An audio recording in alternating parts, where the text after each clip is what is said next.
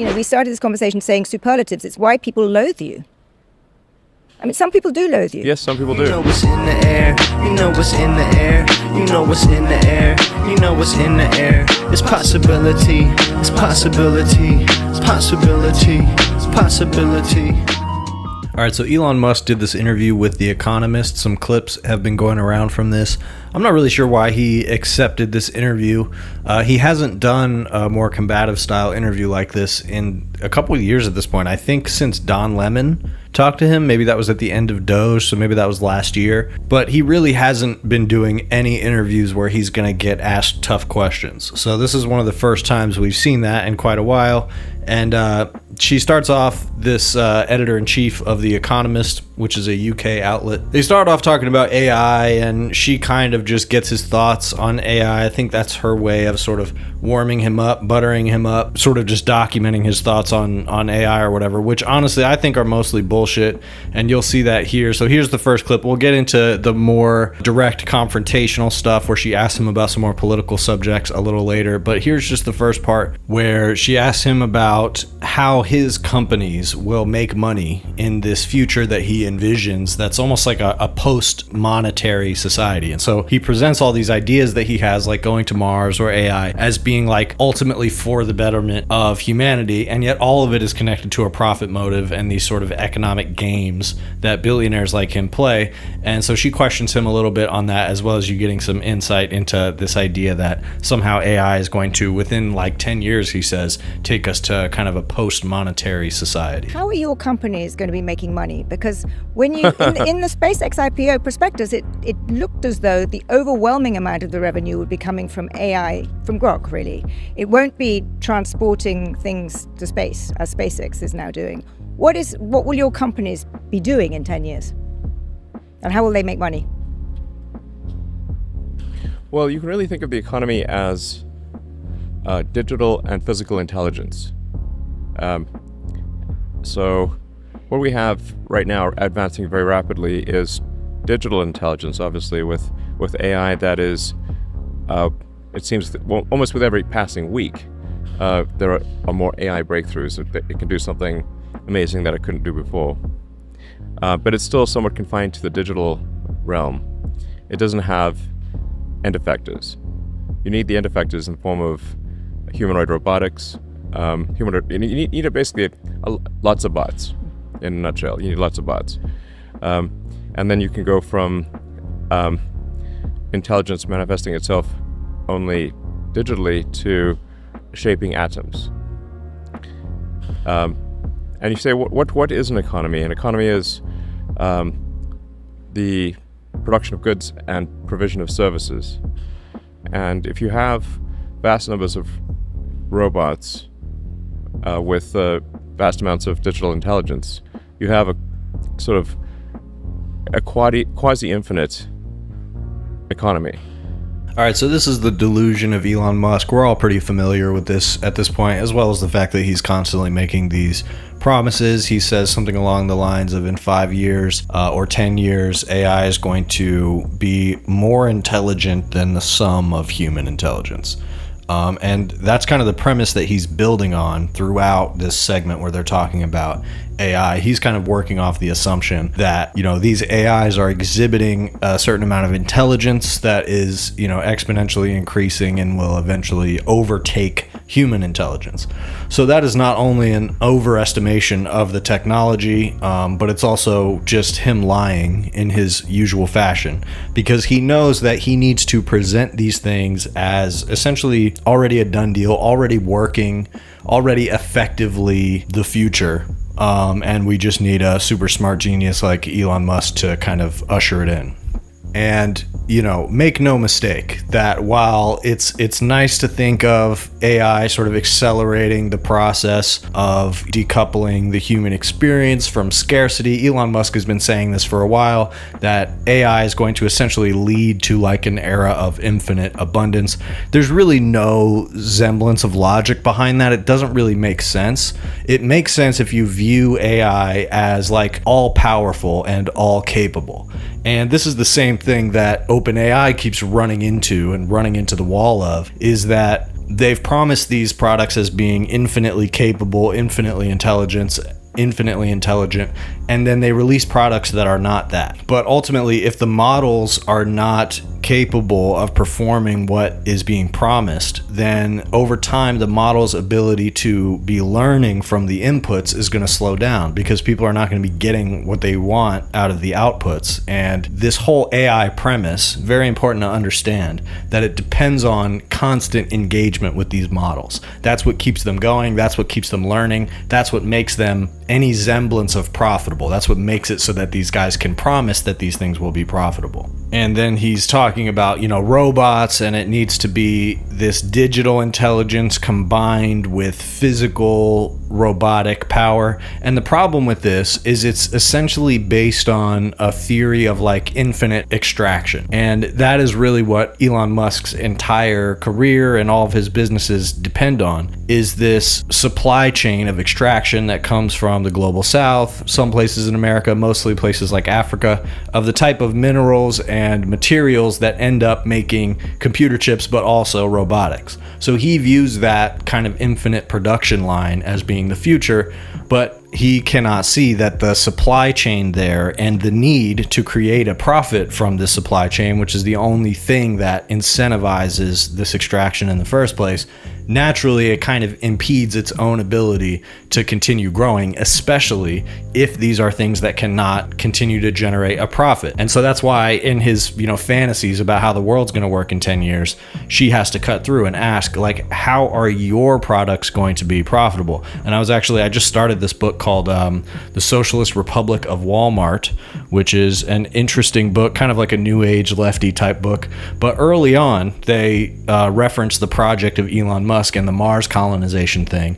And they very aptly point out that even that project has to be based on selling something. They have to be able to sell products on Earth that are extracted from Mars in order for dumping infinite money into the project of Mars for profit to continue to be sustainable for Elon Musk, because eventually he's not going to be able to drum up excitement for it and investment for it if it's not something capable of generating a profit. But when it comes to this infinite era of abundance that he predicts, that's a bunch of horseshit, so that people will just keep investing for now. So don't buy that. So here's the next part where they get into the USAID stuff, and Elon Musk is still denying that his cutting USAID in Africa resulted in any deaths at all. So there's disputes about the numbers, because there's modeling numbers that imply, many thousands of deaths. But then there are also individual documented cases of deaths.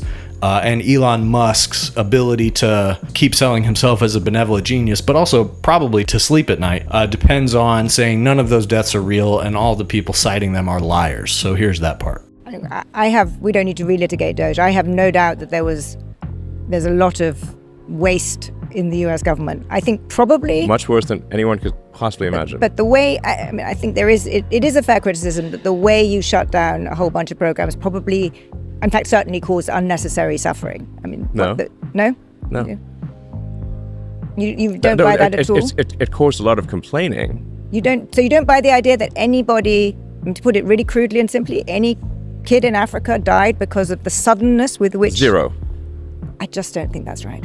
I just don't think. I've had people reporting in Africa who. How many NGOs are there that could step in? Because bear in mind, it happened quickly.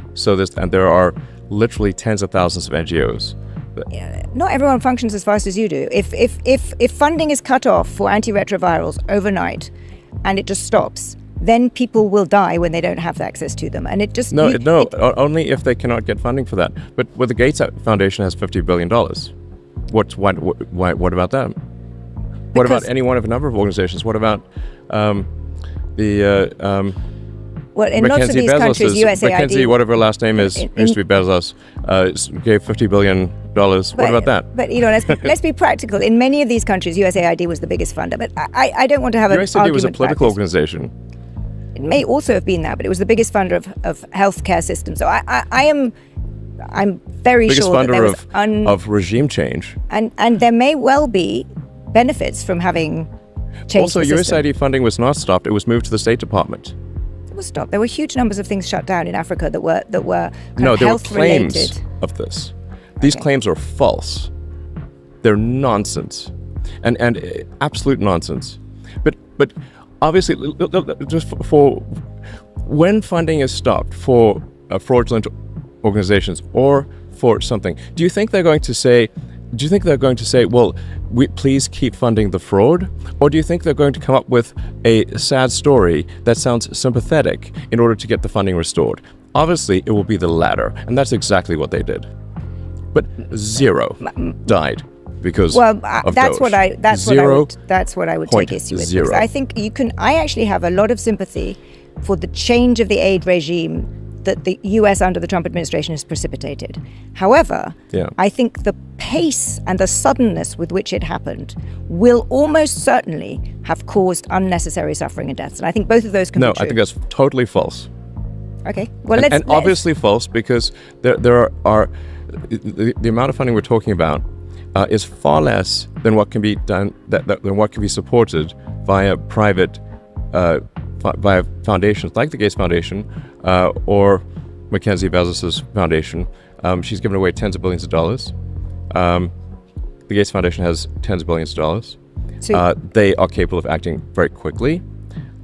And if they didn't, I would say they're equally responsible. All right. So, yeah, I mean, this has honestly been pretty well covered. Elon Musk completely has no justification here, saying that nobody died and it's all lies. There have been no deaths. He just completely denies the idea that the quickness with which he cut off U.S. aid has resulted in suffering or deaths, which just makes no sense. I mean, the entire premise of that is based on the idea that all of the aid, all of the medicine were all fake. So, I mean, even if you buy his justification that there's all this fraud going on and so much of it was fake, etc., you should not let him get away with lying to you that it's all made up, that all of the administering of drugs and pharmaceuticals, etc., that USAID was doing was fake or fraud. That's just not true. And a lot of it got folded into the Department of Agriculture, so is still happening to an extent. But I mean, there are medicine programs and specifically things that do not benefit the United States in terms of supply chains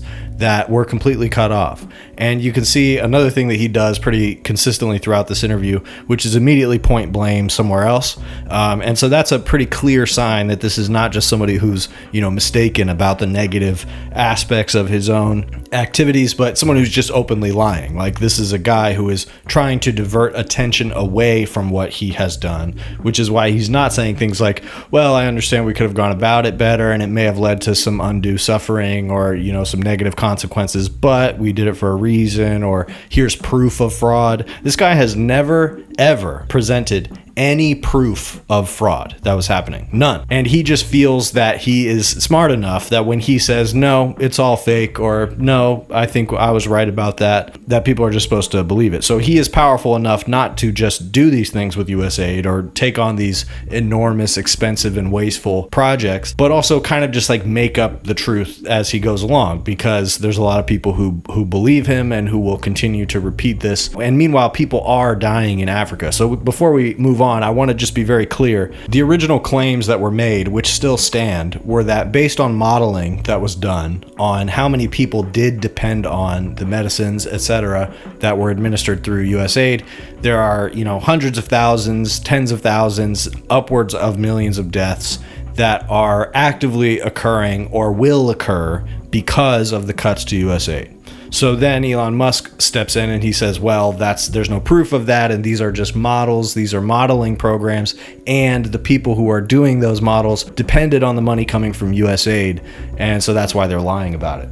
And he says, you can't give me one name of a person who was killed because of these policies. And then, that's been addressed. People have given him names. He was never able to address that or refute that in any way. But that was a tactic he thought he could pull off, because apparently throughout this process of DOGE, what they were trying to do is say, if you just give us the personal information or the contact information of the people who need these drugs, then we'll just do it and we'll skip over whatever the process is, the NGOs that it goes through. So, if you think about it for 5 seconds, you can see the flaws in that. Some of the people that this medicine is going to might not be easily contactable. There's really no reason that these NGOs would put Elon Musk and his team of DOGE douchebags in contact with any of these people. In fact, in some cases, they probably felt that was risky to do. And the idea that anyone would be able to track all of these deaths happening in extremely poor areas of the world, which is why we're administering aid to them, is just disingenuous. He knows that that is something that is an unattainable burden of proof. But what isn't an unattainable burden of proof is show us that this was fraud that you cut. Show us that these were things that weren't necessary. But instead, all they can do is point to programs that they don't like, programs that have words in them that they don't like, or go towards certain social causes that they don't like. And so that gets conflated with fraud and waste, etc. And meanwhile, people die because of this policy. When you cut off the money like that, people die. And Elon Musk knows that. And then, of course, you get more finger pointing where he says, well, these other NGOs in the area and other rich people, they're really to blame for the suffering. Not me for cutting the money, but because they weren't ready to rush in and do exactly what those USAID programs were already doing. So this last part is where they get to the UK, and this is probably the central political claim that Elon Musk is pursuing at the moment, where he essentially just feels like the UK is heading towards civil war because of Muslim immigration. And you see that from a lot of these right-wingers. They're really focusing on that. They're focusing on the UK, on London, and all this immigration. It's impossible to assimilate these people. It's so dangerous. And you even have right-wingers like this editor-in-chief of The Economist, who is not a left-winger by any means, and also people like Piers Morgan, who are hearing these claims and they're saying, like, look, these are exaggerations. Like, these are not unsafe cities to live in, and this immigration is not negatively affecting the culture of London or anywhere else in the way that people like Elon Musk are claiming. So this is a really fascinating exchange over that. Can we talk about Europe? A place that you are very, very focused on. I'm not that focused on Europe. I think judging by your posts, you're pretty concerned about Europe. You support... I've once in a while I post something. It's reasonably frequently. It's not once in a while, but because I'm genuinely interested in this. As someone who lives in Europe, lives in London, you paint a picture. Well, first of all, you support not just the populist right, but the far right. In fact, very fringe parties in some countries. No, I support the normal people. Okay. What do you call the far right? Falsely. You think is the normal person? Okay. Yes. Literally, you could go back 10 or 15 years, and these policies were completely normal. You have, what is it, close to 250 million followers on X. Yeah, because you say things like, popular guy. Quote, civil war in Britain is inevitable. Just a question of when. On the current trends, yes. I mean, when were you last in the UK? A few years ago. Exactly. So I live there. I'm there the whole time. That is nonsense. You live a cloistered existence. No, I don't, actually. And the numbers also disprove what you say. What numbers? All the numbers about crime. London is a much safer city than any city in the United States. Violent crime in the UK is not where you think it is. In fact, it's coming down. You have painted, and because you have so many followers, so many Americans believe it, a kind of view that Europe and the UK are kind of, overrun with terrifying Muslim immigrants. There's rape on every corner. There's a sort of civilizational destruction. I haven't said any of those things. Just not. Well, you said civil war in Britain is inevitable. And yes, if current trends continue, it is. Why? Well, if you have a large and rapidly growing group of people whose beliefs are antithetical to Western beliefs, at some point there will be a reckoning. That they will try to implement their views, and those who oppose it will oppose it, and that's what you call civil war. And you absolutely do live in a cloistered existence. And if you'd like, we can go on a tour of Britain. Sure. I'd be very happy to come on a tour of Britain. And you will see for yourself. You come see my country that I live in all the time, and you haven't been to a few years ago. I've been there literally 100 times. But when was the last time? It's literally a few years ago. You know why this exercises me? Because you have really shaped opinion about the UK. And so many Americans I come across and I have conversations with, and and I just had one the other day along the order of, London's such a dangerous place. How can you know? There are sort of grooming gangs everywhere. There's violence everywhere. This is a picture that people get from things that you post or that are posted on X. But do you see why this makes people think that this man who has all this power, he's the world's richest man, he thinks he has a right to influence our politics? it makes people, it's why, we started this conversation saying superlatives. It's why people loathe you. I mean, some people do loathe you. Yes, some people do. But do you understand why? Do you think what you're doing is helpful for Western democracy? Maybe some people do loathe me. And that's probably true. I don't care. But the fact that, as you pointed out, 250 million people follow me is that I think a lot more people actually like me than don't. And I think a lot more people hate you and the media more than you realize. I believe in safe cities, secure borders, and sensible spending with respect to government. That doesn't make me right-wing at all, in the least. Does the US or do European countries score better on those? The US is better. No. Yes. Safe cities, much more dangerous in the US than the UK. Sensible spending, bigger deficit here, out of control. You failed to reduce it. Secure borders now under the Trump administration. I agree with you. Before not, but on 2 out of 3, unequivocally, Europe is in a better place. Yet you seem to paint a picture of Europe being a hellhole. I don't think Europe's a hellhole. Okay, we can agree on something. When did I ever say that? Well, the picture you paint of Europe you're just on X. Yeah, so I mean, the there. profound arrogance of Elon Musk is really apparent in this interview. Telling this person that lives in the UK, and again, I mean, is center right at best. This is not even like a liberal, I wouldn't say. And yeah, just based on like basic lived and experienced reality, she could say that like what you are saying about the UK and London, for example, is just not true. It's not accurate. But obviously Elon Musk is too caught in his own kind of self-created propaganda bubble to ever admit that. And ultimately, the project of Elon Musk is to just push politics to the right. Doesn't really matter if what he's saying is true. Doesn't matter if he can defend it. Doesn't matter if he can defend the deaths caused by US aid or anything else. All that matters is that politics moves to the right because that's going to give him more openings to capitalize and to try to realize essentially his like singular control over politics and as much of the robotics economy that he envisions as possible. So, I mean, we can expect the narratives about the UK and Muslim immigration into the UK to continue because it's a very useful narrative for them, especially in America. And that's kind of what she's getting at here, is that Americans are ignorant, Americans are willing to believe racist narratives. So you can spread this kind of shit to them and they'll just grasp onto it. And that's just what they think is going on in London. And as long as these guys can use fear-mongering tactics to try to take the conversation away from the ethics of the AIs that they're creating and away from the exorbitant amounts of money that they're making, or the fact that even with projects like DOGE, the deficit has increased by like $5 trillion and we still don't have anything. We don't have any amenities. We don't have any healthcare. None of that money is going towards making people's lives better. And right-wingers' idea of how to make things safer is to lock up more people. And so just understand that when he says, and I heard Nick Fuentes saying this recently too, that like it's all just about crime. All they care about is crime. And just understand that when they're saying that, they're pointing to a very specific kind of crime, which is something that can be racialized. They're just trying to point to essentially street level crime and say that this is happening because of black people, this is happening because of Muslim immigrants or whatever. And meanwhile, the real crimes, the actual robberies that are happening, are to the tune of billions of dollars at the government level. And people like Elon Musk's job and project is to protect that crime, that white collar crime. Honestly, in their mind, it doesn't even exist. It's not possible for them to commit crimes.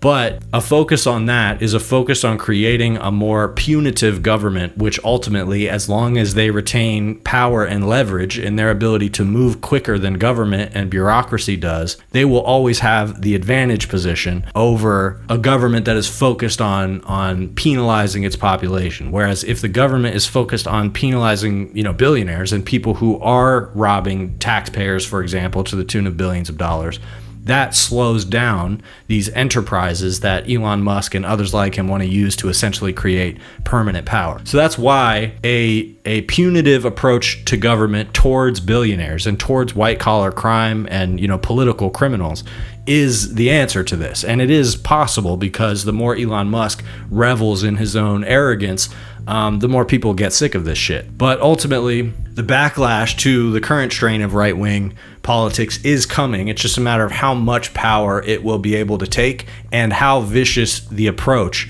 in penalizing people like Elon Musk will be. So I mean, that's a non-negotiable point for me. People like Elon Musk need to be gone after hard by the government, but understand that that motivation politically is only going to make the struggle for Elon Musk to prevent that much more existential, which will make it harder to beat him, but also will lay the depravity of the reactionary project quite bare and allow us to recruit more people to our cause. I'm in the pocket, and they know they can't slow it, can't stop shit. How the game so cold, so toxic, can't drop cause they're in somebody's pocket. For me that's not it.